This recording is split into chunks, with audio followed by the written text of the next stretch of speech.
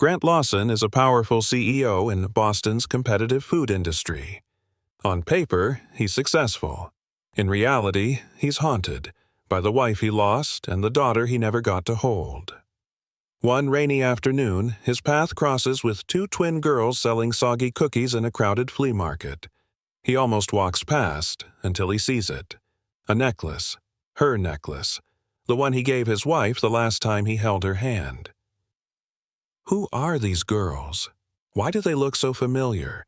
And how did something so deeply personal find its way around the neck of a child he's never met? What begins as curiosity quickly becomes obsession.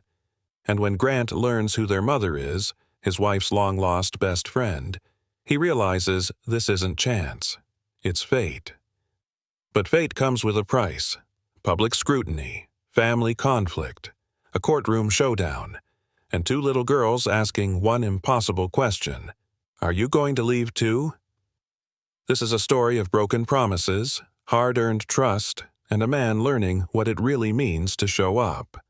Subscribe now and follow this emotional journey that proves sometimes the family we find is the one we were meant to have all along. Grant Lawson didn't often drive himself anymore, but that Tuesday, something inside him had pulled him behind the wheel, away from the polished words of PR teams and the cold sterility of boardroom glass. Boston's gray skies had opened up just after noon, and by 4, a soft, relentless drizzle washed the city's sidewalks in silver.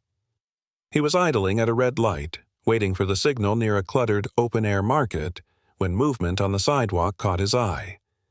Two little girls, maybe 7 or 8, were standing beneath a makeshift umbrella fashioned from a broken stroller and a trash bag.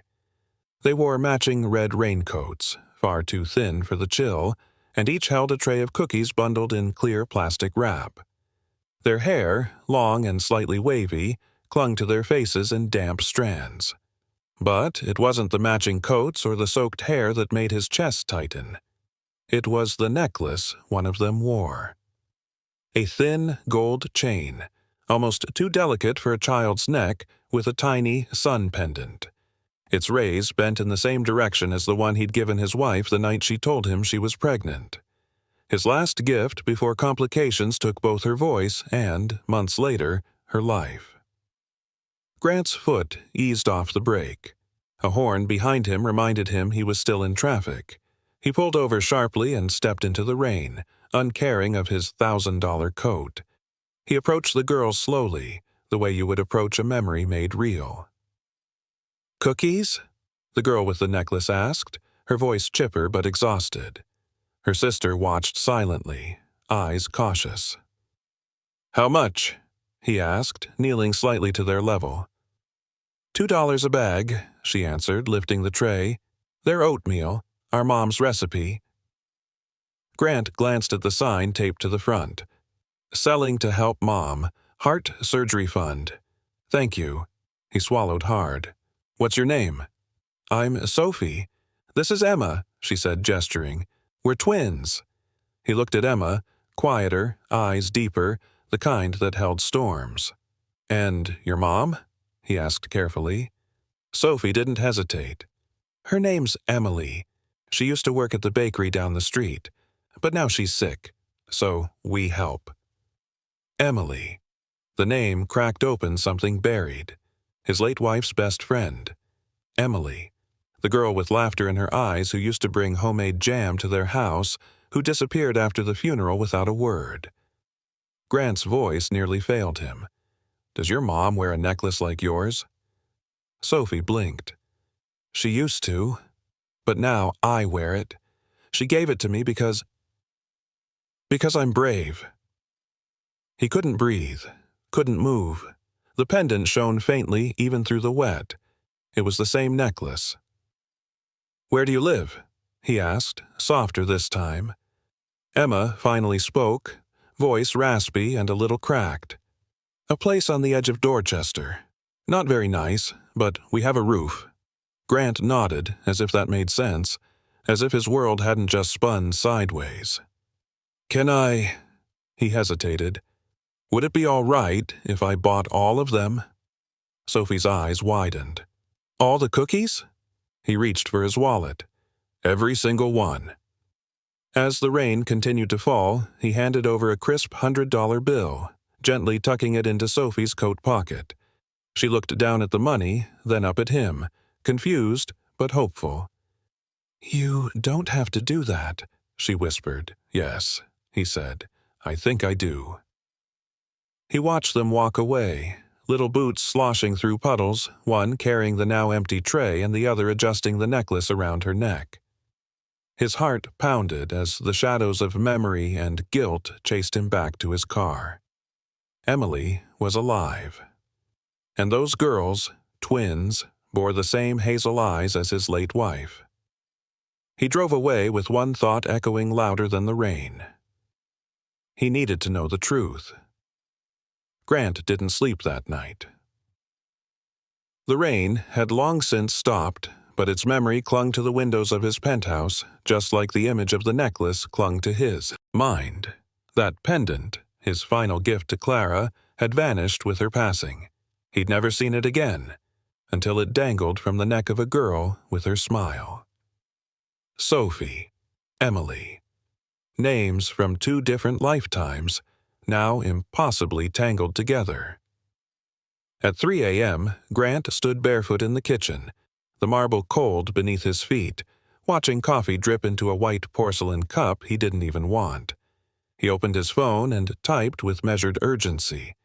"Find everything you can on Emily Larson. Last known residence, Boston. Connection to Clara Lawson. Medical status, if possible." He hit send, paused, and added, "Urgent, personal." By 7:45 a.m., his assistant, Claire, ever discreet, had delivered a neatly encrypted report. Grant read it in silence. Emily Larson, age 38, former bakery employee, currently unemployed, 2 dependent children, no spouse listed. Medical records indicate congestive heart failure diagnosed 9 months ago. No surgery scheduled due to lack of insurance. Current residence, Unit 4B, Townsend Street Shelter Annex, Dorchester. He sat down slowly. The Emily he remembered had dreams of opening her own patisserie, had once joked she'd call it Sweet Talk, and sell apology cupcakes to cheating husbands and grumpy neighbors. She'd been warm, quick to laugh, fiercely loyal. She'd spoken at Clara's funeral and then vanished like smoke. And now, this? He didn't tell anyone at the office where he was going that morning. No driver, no security detail. Just Grant, his overcoat, and the raw certainty pressing into his chest. Dorchester was exactly how Claire described it. Quiet, worn, and deeply tired. The annex was tucked between 2 abandoned buildings. It didn't look like a shelter. It looked like a place people forgot. Faded siding, rust-stained stairs, and a buzzer with tape over every button except one. He pressed it. No answer. Again. Finally, the door clicked open with a mechanical sigh, and Grant stepped into a narrow hallway smelling of disinfectant and damp paper. A woman in scrubs met him halfway. "Can I help you?" she asked, her tone polite but firm. "I'm here to see Emily Larson," Grant said softly.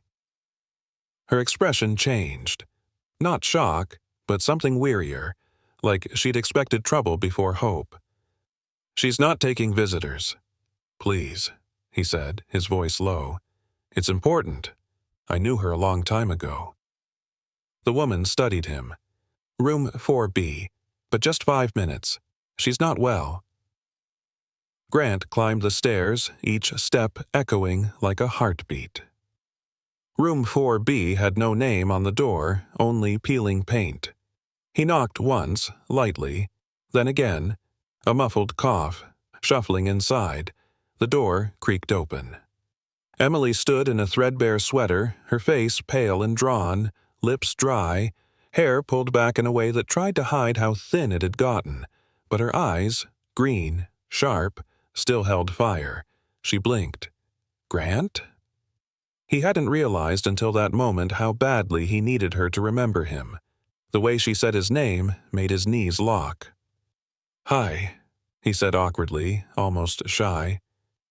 Her jaw tightened. "Why are you here?" "I saw them, Sophie and Emma." Emily looked away, her body stiffening. "They're not yours." "That's not what I'm here to ask," he said gently. "One of them. She was wearing Clara's necklace." A silence stretched between them, raw, unforgiving.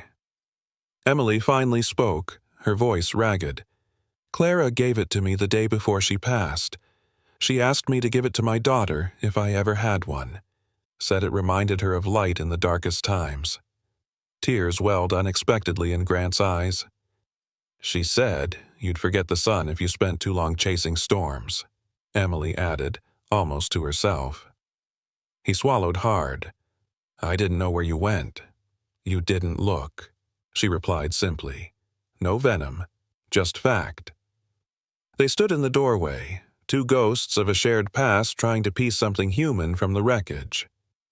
"I want to help," he said carefully. "Not out of guilt, not out of pity. I saw them. I saw you in them. And Clara." Emily's shoulders sank, weariness overtaking pride. "I don't have time for pride anymore, Grant. My daughters need more than I can give.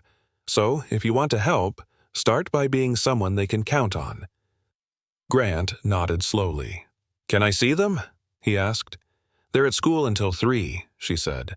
"But if you're serious, bring cookies. Chocolate chip." A smile flickered at the corner of her mouth. It didn't reach her eyes, but it was a beginning. "I'll be back," he promised quietly. As he walked out into the afternoon chill, he realized something startling. For the first time in years, his steps felt like they were moving toward something. Grant hadn't been inside a grocery store in years. He wandered the aisles of a small neighborhood market near the annex, pushing a cart with deliberate slowness. His assistant usually handled everything: meals, clothes, holiday baskets for board members. But now, here he was, squinting at semi-sweet chocolate chips, wondering if the store brand would taste like love to two little girls he'd never truly met. He picked the best of everything: real butter, brown sugar, Madagascar vanilla, even parchment paper, because if he was going to bake, really bake for the first time in decades, he'd do it right. For Clara, for Emily, for Sophie and Emma. By 2:45 p.m., Grant was parked around the corner from the shelter, hands dusted with flour, 2 trays of still-warm cookies on the passenger seat beside him. He glanced at his reflection in the mirror, hair tousled, collar crooked, a streak of batter across his cheek. For once, he didn't care. At exactly 3:12 p.m., the side gate clanked open. 2 small figures emerged, backpacks bouncing, lunchboxes dangling. They didn't run. They didn't skip. They walked with the cautious energy of kids who had already learned life doesn't hand out favors. It made Grant's throat tighten. He got out of the car and took a few steps forward. Emma spotted him first, her eyes narrowing in suspicion. She nudged Sophie, who turned, instinctively stepping half a foot in front of her sister, like a shield. Grant raised both hands gently, not unlike approaching a wild animal. "Hi," he said. "You probably don't remember me. I met you in the market. You offered me a cookie." Emma stared. "You're the man who looked sad." Sophie added, "The one who asked about Mom." "I'm Grant," he offered, crouching to their eye level. "Your mom said you like chocolate chip." He reached into a bag and pulled out 2 cellophane-wrapped bundles tied with purple ribbon. Hesitantly, Sophie took one, then passed the other to Emma. Emma sniffed it cautiously. "They're warm." "I made them," Grant said, almost shyly. "From scratch?" Sophie asked, suspiciously impressed. "From a very messy kitchen," he smiled. Emma took a bite, slowly. Her eyes widened, then narrowed. "They're okay." Grant laughed. "I mean, for a grown-up," she added, chewing thoughtfully. "Most adults burn stuff." "Do you live in a big house?" Sophie asked, shifting her weight. I do. With an elevator and everything? Yep. Emma looked him up and down.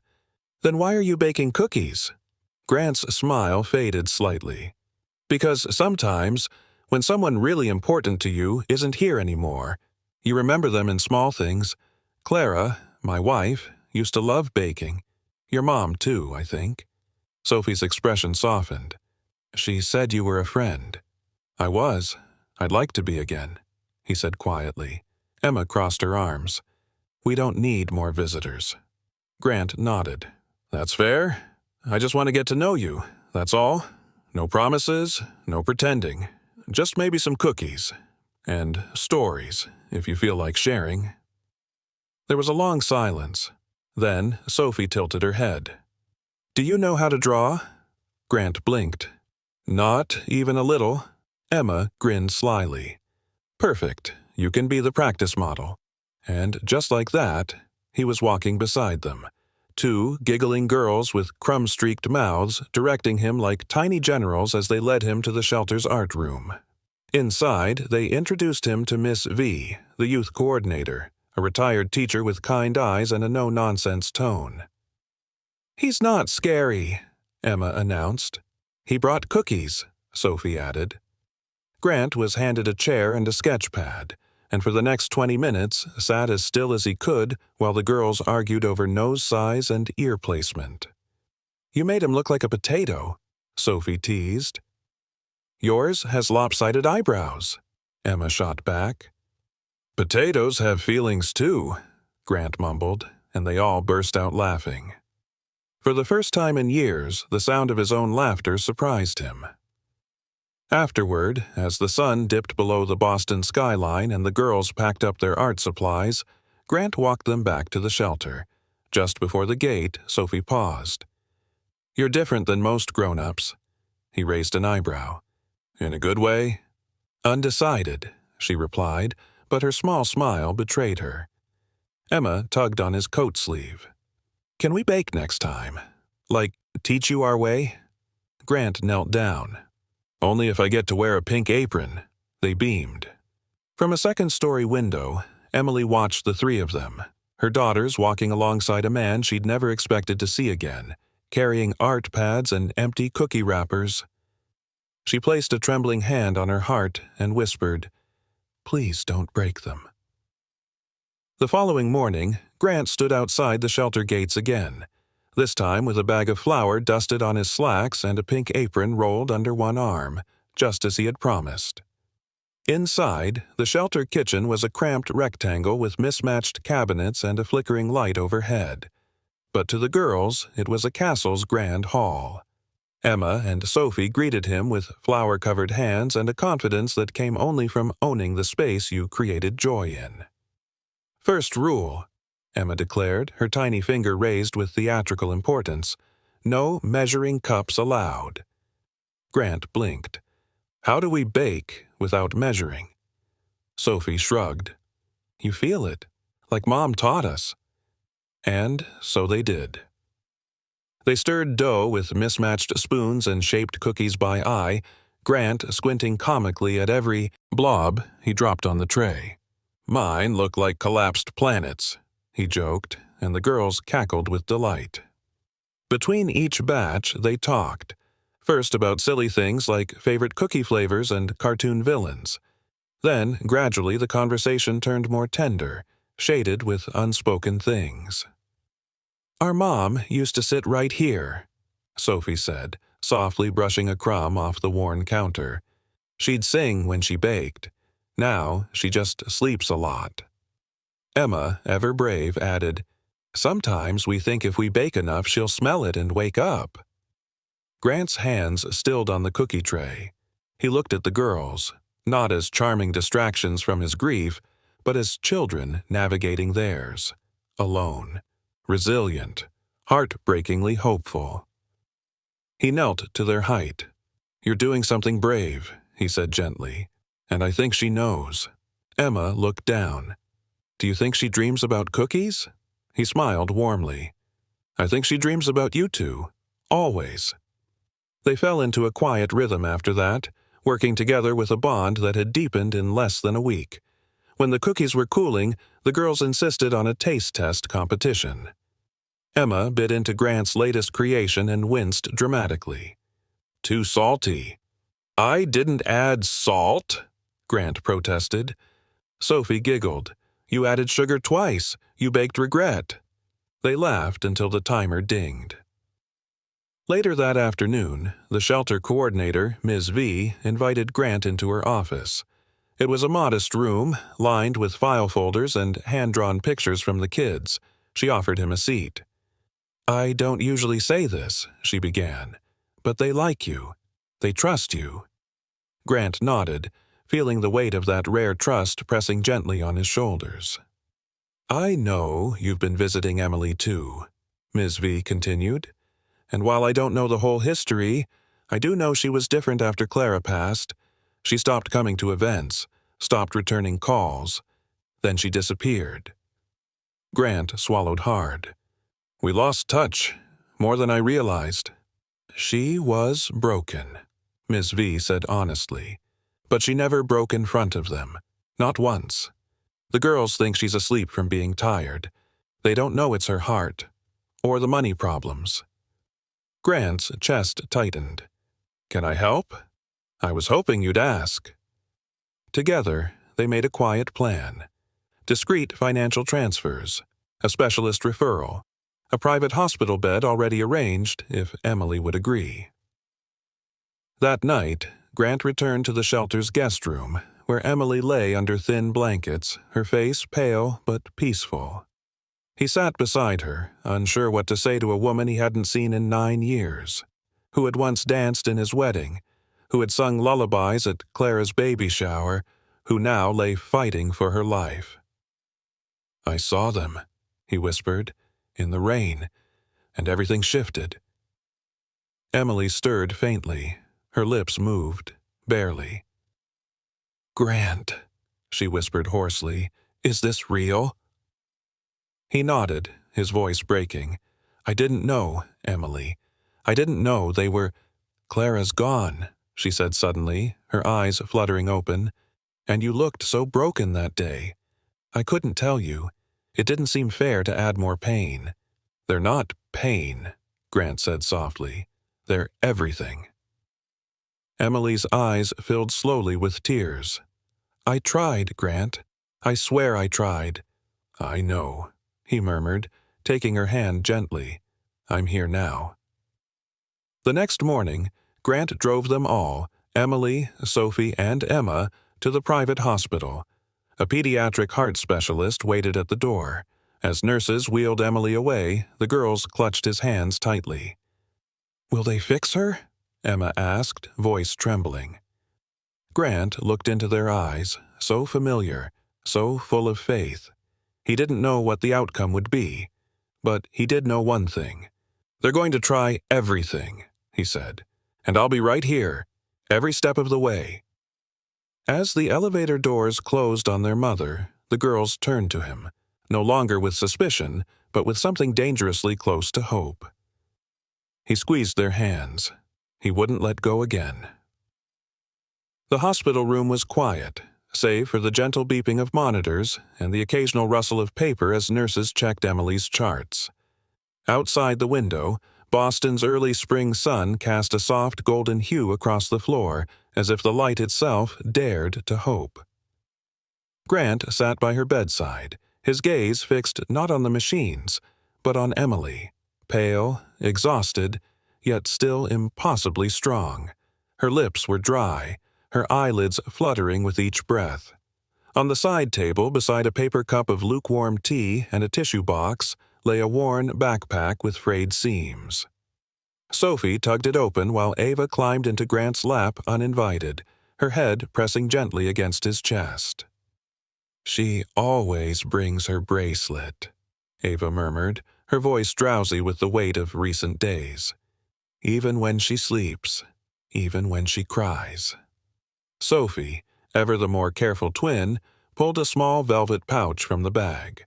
"She told us not to lose it," she said seriously. "Said it was the last thing someone gave her when she still believed in magic." She opened it slowly.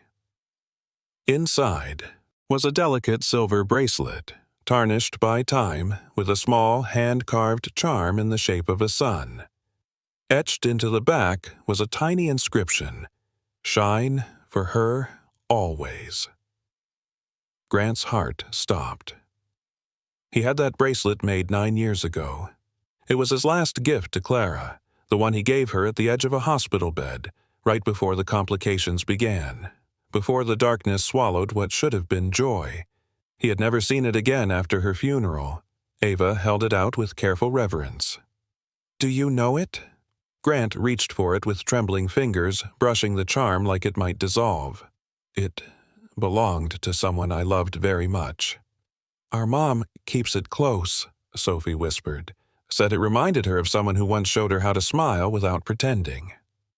Grant looked at the girls, then back to the bracelet. "Did she ever say where she got it?" Ava frowned. "Just that it was from someone who left." Emotion swelled in his throat. It wasn't just the bracelet. It wasn't just the girls. It was everything. The smell of vanilla lingering from their earlier baking. The curve of Sophie's chin, so much like Clara's. The way Ava's eyes squinted when she smiled, same as his late wife. He hadn't seen it before because he didn't allow himself to look. But now, the pieces were clicking into place with aching clarity. He turned to the nurse's desk and made arrangements for a longer stay. He would not be leaving tonight, or any time soon. Later that evening, Grant sat at the foot of the hospital bed, watching as Ava and Sophie arranged their drawings on the windowsill. One was of a smiling sun. Another was a crooked heart, half-colored in blue, the other in orange. The final picture showed 3 stick figures, 2 small ones, 1 tall, and a bed beside them with a smiling figure and a rainbow above her head. "That's Mom getting better," Sophie said proudly. "And that's you," Ava pointed, "because now you stay." Grant exhaled softly. "Yeah, now I stay." They spent the night in a nearby guest suite, small but warm.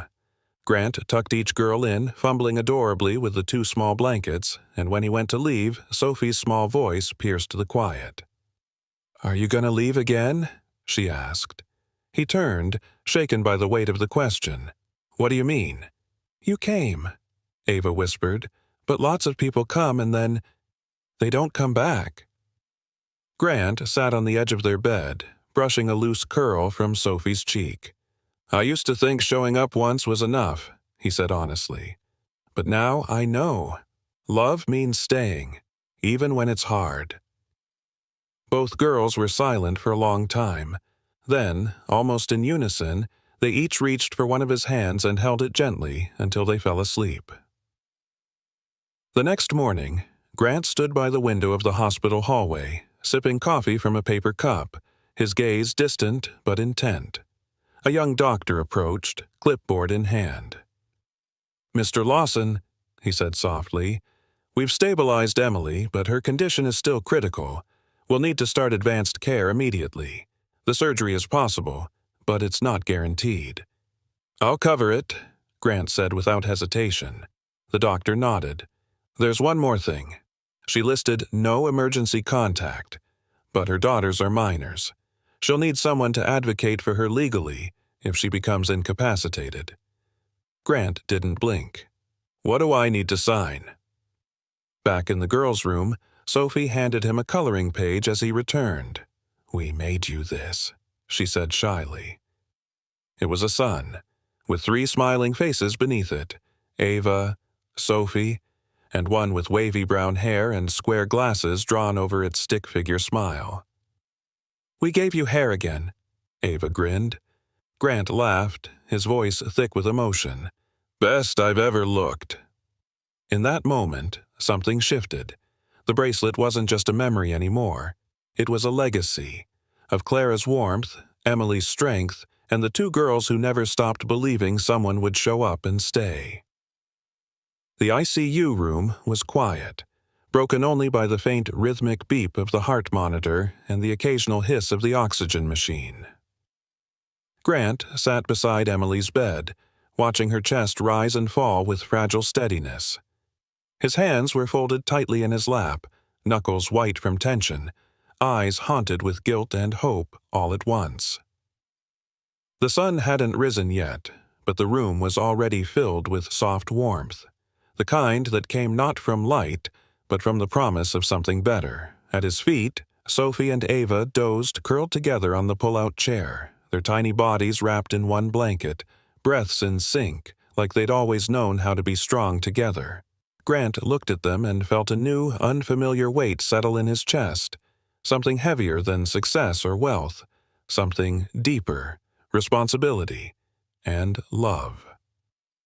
The door creaked open gently. Dr. Mehta stepped in, clipboard in hand, her eyes serious but kind. "We're prepping Emily for surgery," she said softly. "The cardiothoracic team is assembling now. It's going to be long and complicated. I won't lie to you, Mr. Lawson. There are risks." Grant stood slowly, brushing imaginary lint from his shirt, not out of vanity but nervous habit. "Do it," he said firmly. "She has 2 daughters who need her, and I'm not losing someone else I care about." Dr. Mehta nodded. "There's one form left, guardianship, temporary, in case of complications." He signed without hesitation.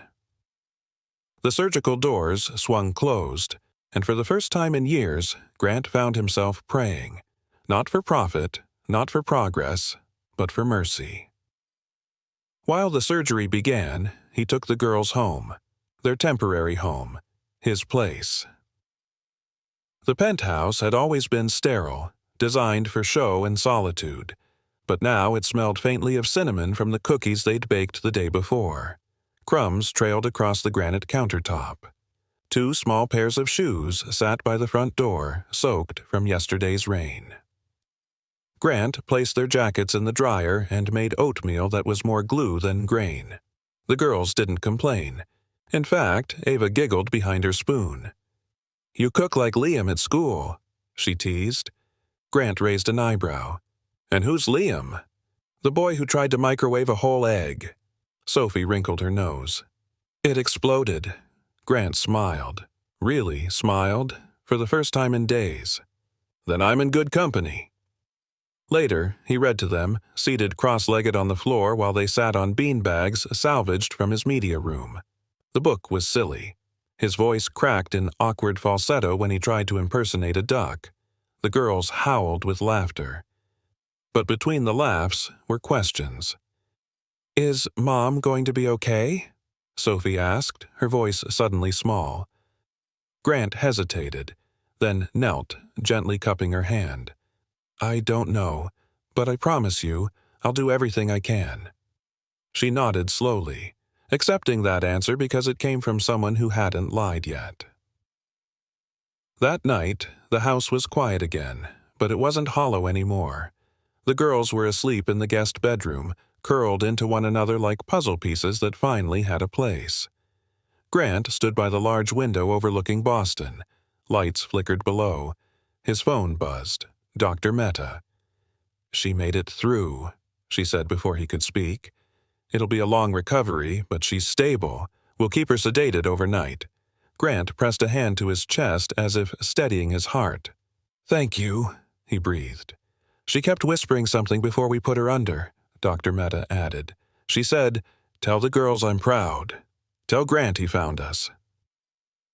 The next morning, he brought the girls to the hospital. They wore mismatched socks and hopeful eyes. Grant carried Sophie when her legs grew tired from the long hallway. Ava clung to a stuffed bear Grant had found in his storage closet, his daughter Clara's, years ago. Emily was awake, barely, her eyes fluttering open just enough to see her daughters before her.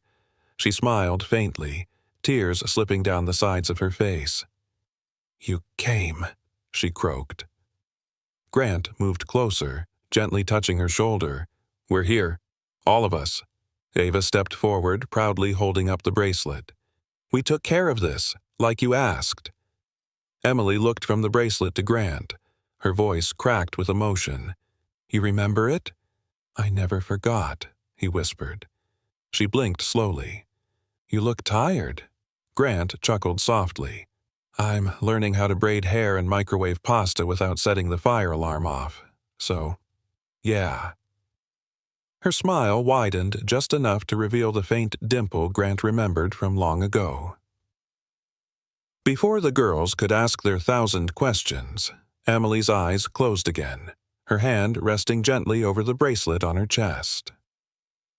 Back at the penthouse that evening, Sophie helped him fold towels, her small fingers fumbling with corners. Ava sat at the dining table, drawing something with markers Grant had picked up from a drugstore. When he finally looked at the drawing, his breath caught. It was the three of them, Ava, Sophie, and him, standing in front of a house with a big heart drawn above it.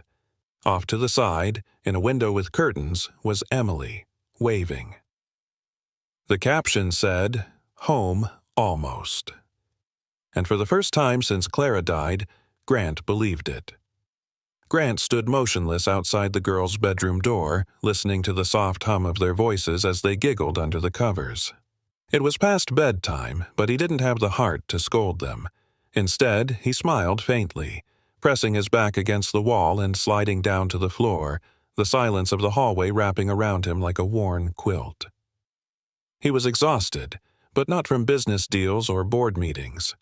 This kind of tired came from reading the same storybook 3 times in a row because they liked the ending, and spending half an hour trying to separate Ava's curls with a plastic comb while she winced dramatically.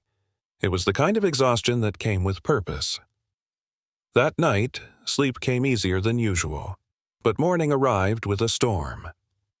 Grant was stirring pancake batter, clumsily but with growing confidence, when the intercom buzzed.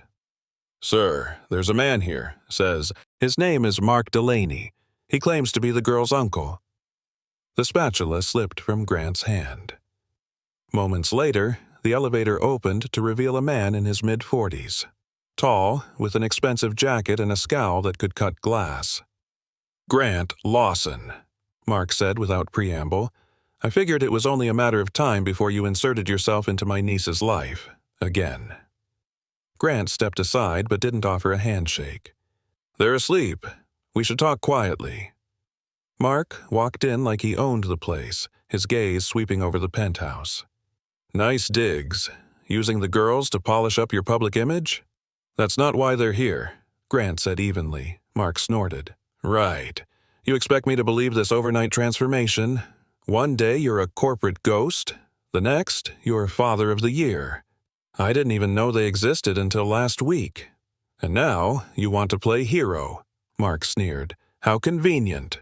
Grant stiffened. "They're not some marketing strategy. I care about them. And Emily—" "Emily is my sister," Mark interrupted sharply. "She doesn't need your money. She needs stability.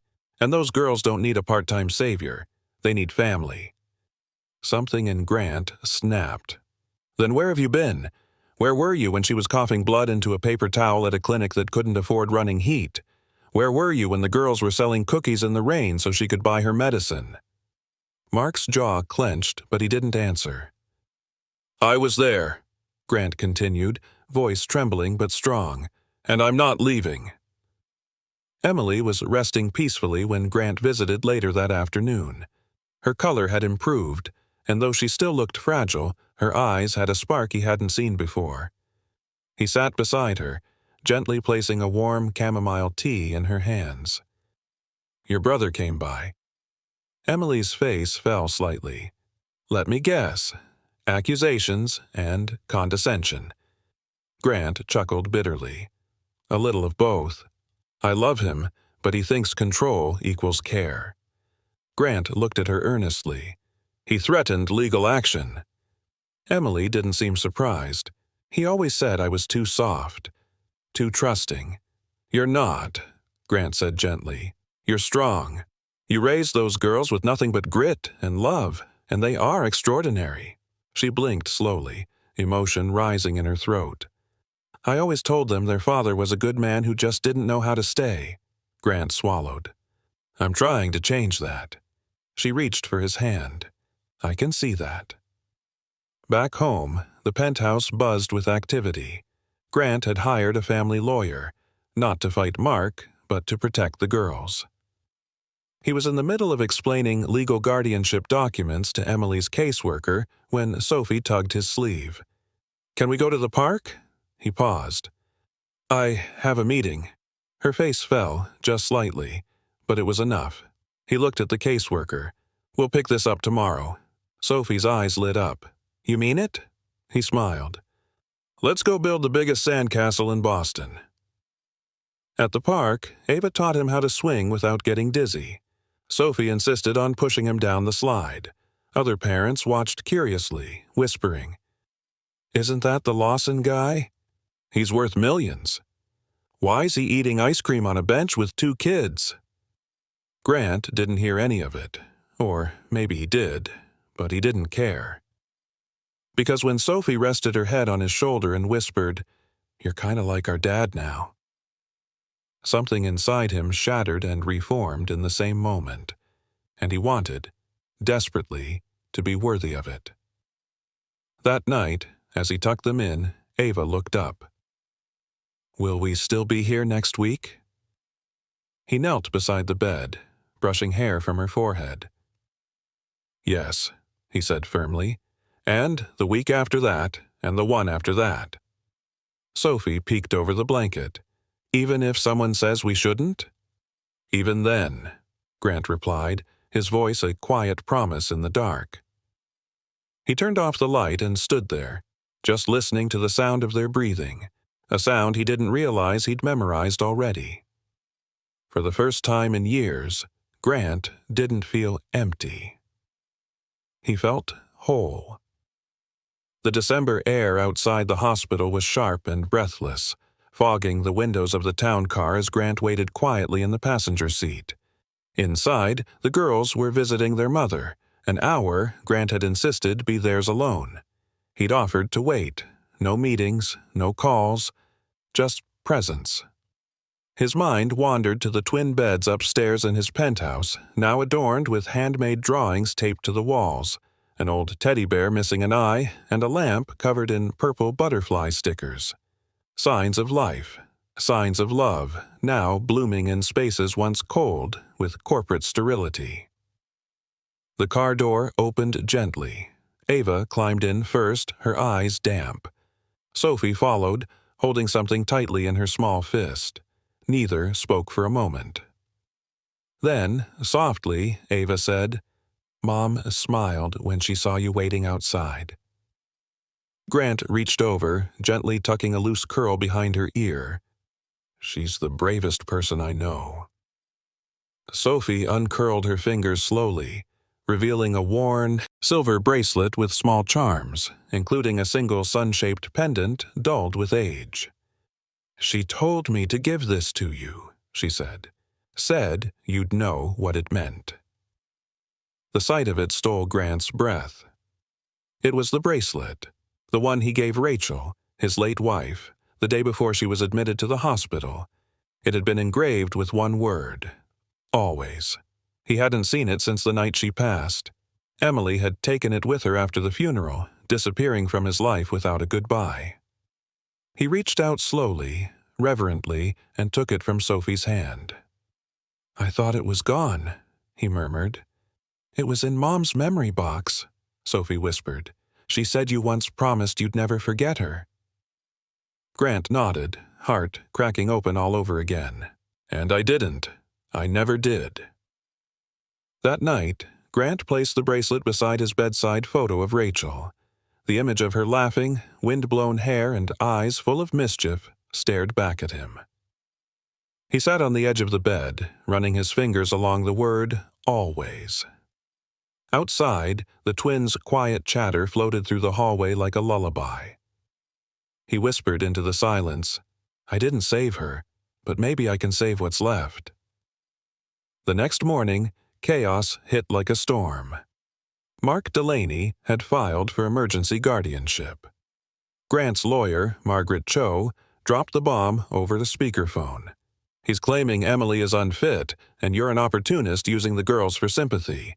He's pushing for a court date in 3 days." Grant pinched the bridge of his nose. Is he serious? Deadly. And he's hired top-tier representation.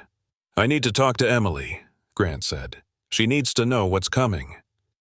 The hospital room was quiet, save for the steady beep of monitors.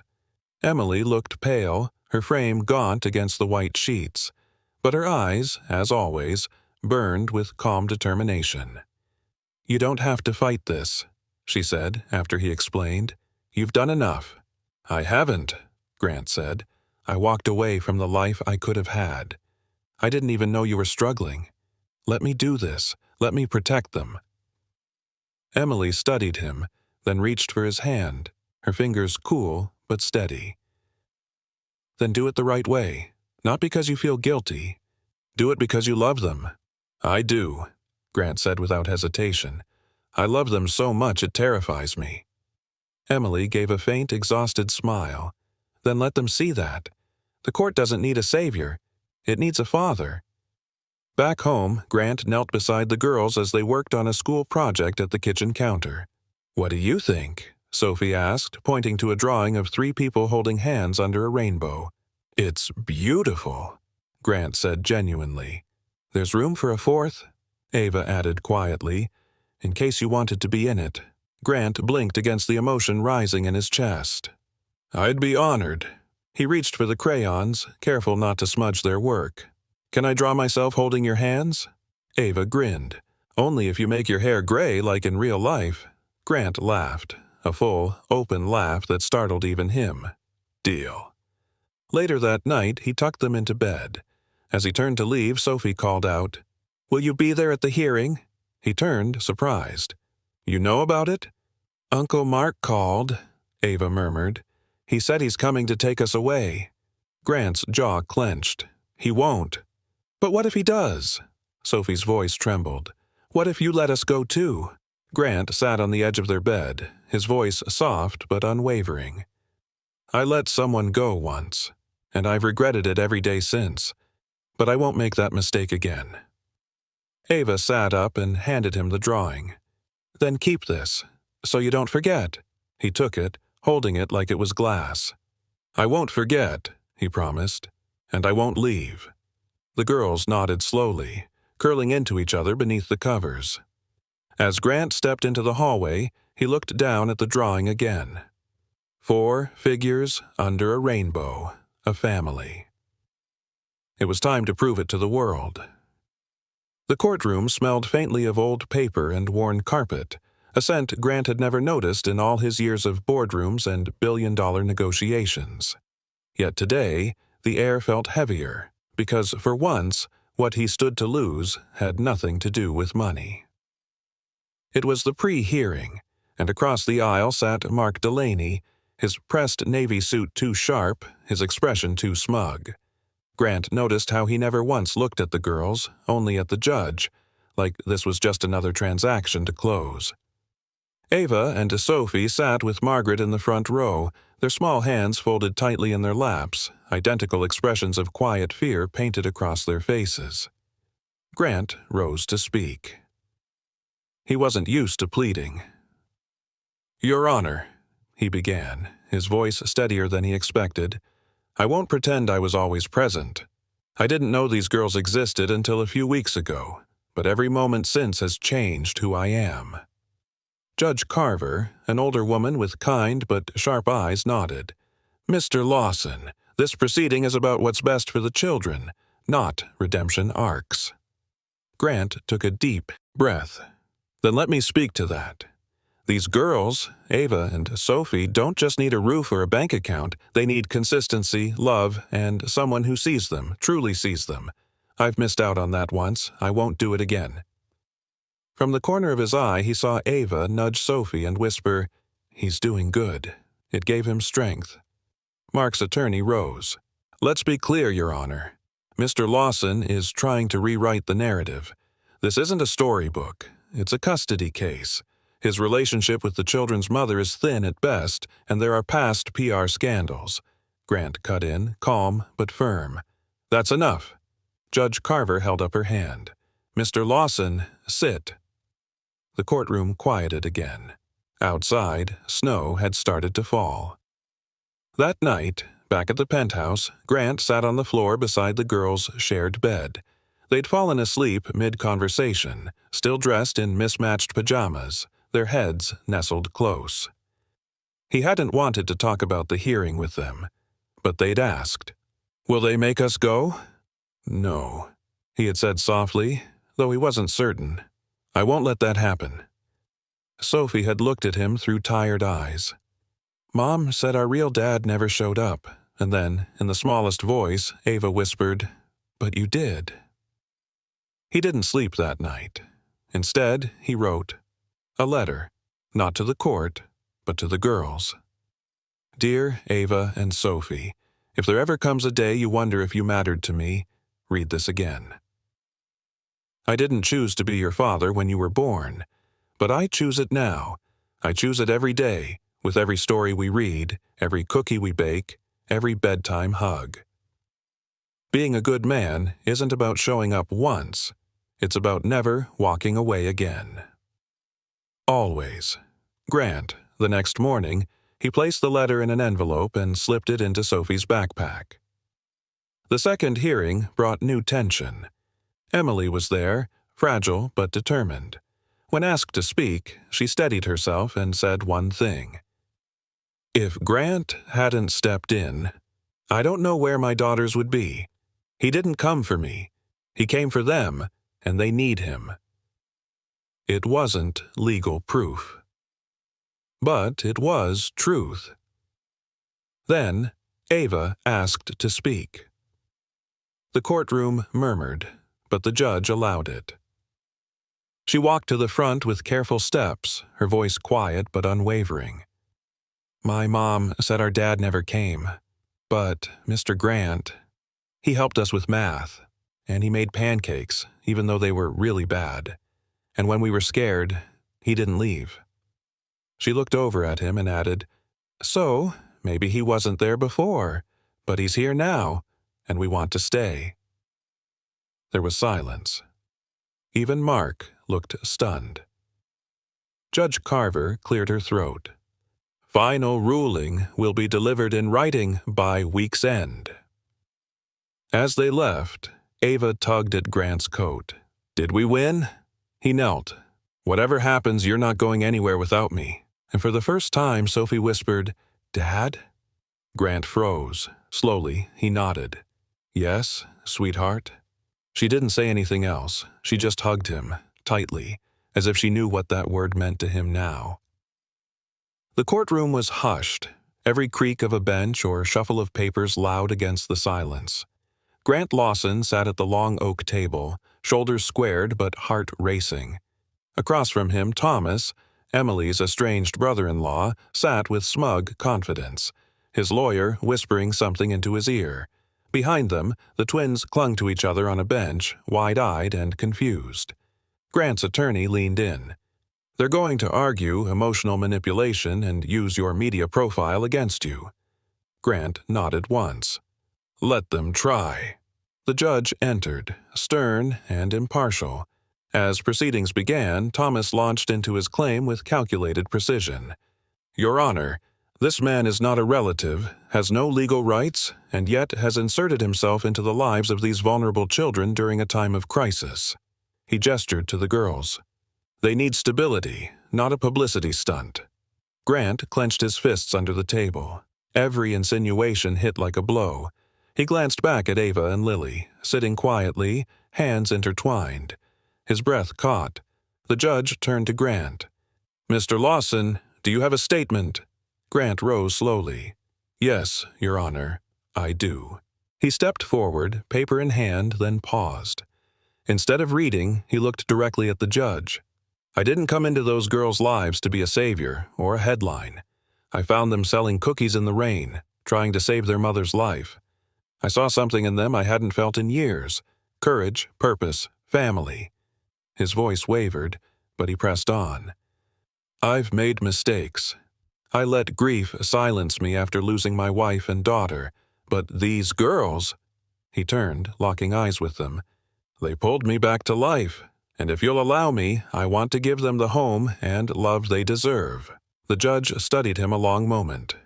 "Do you have any supporting testimony?" From the rear, a voice spoke. "I do, Your Honor." Emily, pale but resolute, stepped forward from her seat in the gallery, escorted by a nurse. Grant turned, stunned. Emily faced the bench, her voice soft but unwavering. "Grant was there when I couldn't be. He's fed them, listened to them, and shown them what it means to be chosen, not just loved out of obligation. I trust him with my daughters' lives." There was silence. Then, after brief deliberation, the judge delivered the verdict.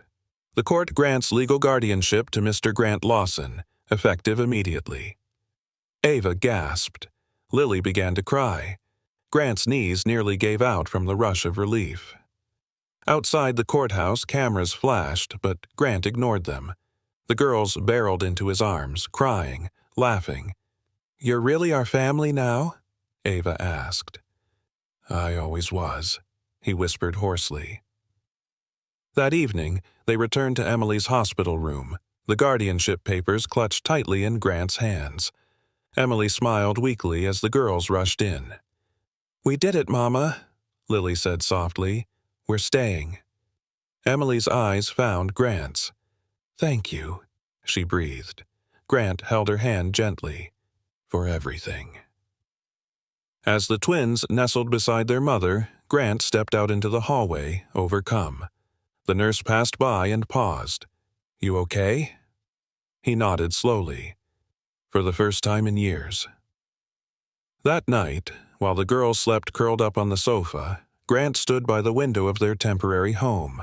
He looked down at the quiet street below, his reflection staring back from the glass. Everything had changed, and yet, for the first time, it all made sense. The sun filtered softly through the hospital curtains as Grant walked back into Emily's room.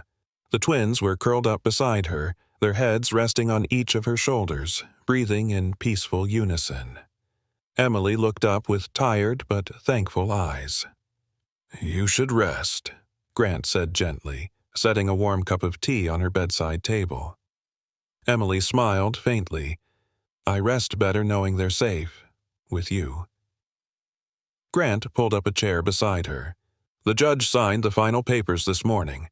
It's official. I'm their legal guardian now."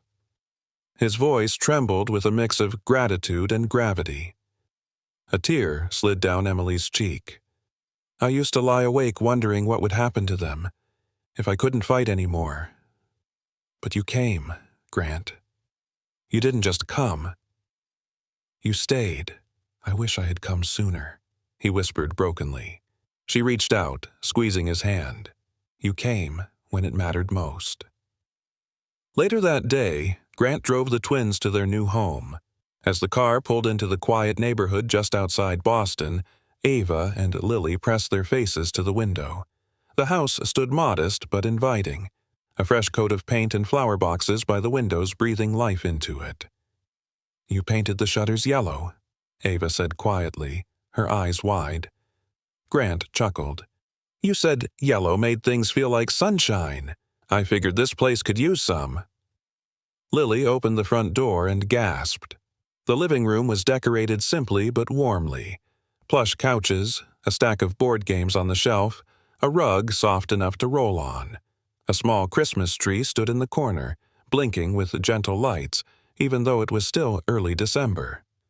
On the mantel sat a photo of the three of them taken at the courthouse, smiling, real. "You made it feel like home," Ava murmured. "I tried," Grant replied, his voice low with emotion. They spent the afternoon unpacking donated toys, folding clothes into drawers, and baking cookies in the new oven, burning the first batch and laughing until their sides hurt. That night, Grant tucked the girls into their bunk beds, brushing their hair back softly. "Will Mom like it here when she gets out?" Lily asked, hopeful. Grant nodded, his throat tight. "She'll love it, and it'll be ready for her." Outside their room, he sat on the staircase in the dark for a long time, overcome by the quiet miracle of it all. He didn't feel alone anymore. The next morning, Emily was released from the hospital into his care. Frail but smiling, she stepped through the front door and stopped short. "You planted daisies?" she said, astonished. "Your favorite," he said sheepishly. "Or, they used to be." She looked around the house, eyes welling. "It's perfect." That night they sat on the couch, Grant, Emily, and the twins, watching a holiday movie, cocoa mugs in a hand. Ava had fallen asleep on Emily's lap. Lily leaned against Grant, thumb hooked into his sleeve. "We're a family now," Lily said softly. "A real one." Grant swallowed the lump in his throat. "Yes, sweetheart, we are." Emily glanced at him over Ava's curls. "You know, they still ask about your wife." He nodded slowly. "I talked to them about her, about how kind she was, how much she would have loved them. And your daughter?" Grant hesitated, then said, "I tell them she'd be proud of her dad for finally learning how to show up." Emily reached for his hand, lacing her fingers through his. In that moment, surrounded by warmth, forgiveness, and the laughter of children that no longer felt borrowed, Grant Lawson finally understood what it meant to rebuild from the ashes, not perfectly, but profoundly. Snow dusted the front lawn like powdered sugar on Christmas Eve, sparkling under the porch light of the new home. Inside, the house glowed with warmth and life. Emily sat on the couch, a cozy blanket wrapped around her shoulders, her color better than it had been in months. She was still healing, still fragile, but alive, hopeful, home. Grant stood in the hallway, watching her as she smiled at Ava and Lily, who were seated cross-legged on the floor, furiously working on a surprise. Construction paper, crayons, and glue sticks littered the carpet. He quietly stepped closer. "What are you two scheming?" he asked with a mock sternness, his smile giving him away. "It's a secret," Ava grinned, holding a hand over her drawing. "You'll see at midnight." "Yeah," Lily added, "but you can't peek. Promise?" Grant raised both hands in surrender. "Scouts, honor." Midnight came sooner than he expected. They had cocoa, read their favorite holiday book twice, and sang out-of-tune carols until their throats hurt and their hearts felt light. At exactly 11:58, Ava grabbed his hand. "Now," she whispered, "you have to see." She led him to the small Christmas tree in the corner. Beneath its twinkling lights sat a wrapped envelope, and beside it, the necklace. The sun-shaped pendant glimmered against the dark green of the pine needles. Grant blinked. "Where did you—" "It was Mom's," Lily said quietly. "We wanted to hang it somewhere special this year." Emily stood in the doorway, tears in her eyes. "I used to keep it in a little box after she passed. It was all I had of her, and the memory of that last day." Ava nudged the envelope toward him. "Open it, Daddy." His hands trembled slightly as he tore the paper. Inside was a single sheet of construction paper folded like a card. On it was a drawing, a family of 4, hand in hand, with hearts drawn above their heads. It was labeled in a child's careful handwriting: Ava, Lily, Mommy, and the dad who showed up. Beneath it, glued with glitter and crooked tape, was a caption: "Now our family is full." Grant's breath hitched. He knelt down slowly, pulling both girls into his arms and hugging them tightly, wordlessly, as emotion swelled in his chest. Emily joined the embrace, her arms around them all. They stayed like that for a long moment, unmoving, unguarded, deeply whole. Later, after the girls had drifted off in their matching reindeer pajamas, Grant and Emily stood on the back porch, wrapped in coats, and shared silence. The snow had stopped. The stars were sharp in the sky. "They still call you Daddy, like it's the most natural thing in the world," Emily said softly, her voice full of awe. "It feels natural now," he said, his voice barely above a whisper, "but I know I didn't earn it easily." "You earned it by never giving up," she replied, her hand brushing his. Grant turned to her. I used to think the only legacy I could leave behind was the company, the brand. But this— He gestured toward the home behind them. This is what matters. Emily looked up at him, eyes warm. It always was. He smiled, then chuckled quietly. I'm still terrible at baking. You're getting better, she said teasingly. The cookies didn't burn last time. They were still hard as bricks. They laughed gently together under the winter sky. The next morning, the girls awoke to a new surprise. Framed on the living room wall was their Christmas drawing. Beneath it hung the necklace, permanently displayed. A small brass plaque read, "For the family that never gave up." That afternoon, a letter arrived, a notarized document, finalizing the adoption. Grant Lawson was now, legally and forever, Ava and Lily's father. He read it aloud to them, his voice steady but thick with emotion. As of today, you're officially my daughters. The girls squealed and tackled him in a hug. I was already yours, Ava whispered. We just needed the paper, Lily added matter-of-factly. Later, Emily pulled him aside, her voice quiet but sure. You gave them a father. You gave me a second chance at believing in people. Grant touched her hand. You gave me something I didn't know I needed, a reason to live fully again. Outside, children's laughter echoed from the backyard where Ava and Lily built a crooked snowman. Inside, love filled every corner like warmth from a hearth, and for the first time in 9 long years, Grant Lawson no longer felt alone in the world. He was a father. He was home.